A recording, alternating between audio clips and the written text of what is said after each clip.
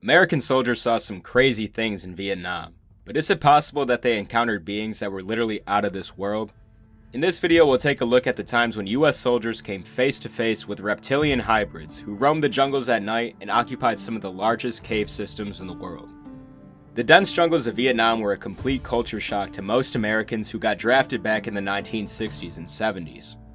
The terrain was unfamiliar, the wildlife was different, and there were plenty of occurrences that couldn't easily be explained. One of these occurrences was coming across cryptids who resembled a cross between a human and a lizard. The bulk of these sightings happened at night, when infantry units were out on recon missions looking for enemy soldiers. Several soldiers reported seeing these tall, reptilian humanoids calmly move throughout the dense jungles, seemingly unaffected by anything happening around them.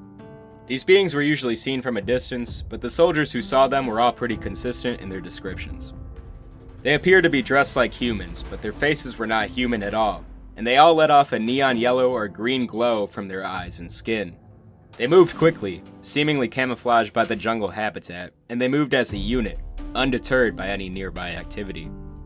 If this wasn't concerning enough, it would get even more concerning when these same beings were spotted throughout the vast cave networks that were largely unexplored. Vietnam has one of the largest cave systems in the world, so it's common practice for American soldiers to scope them out for enemies. These strange reptilian figures were somewhat of a commonplace in the caves, and they fit the same description of being extremely fast-moving with glowing eyes and scaly skin.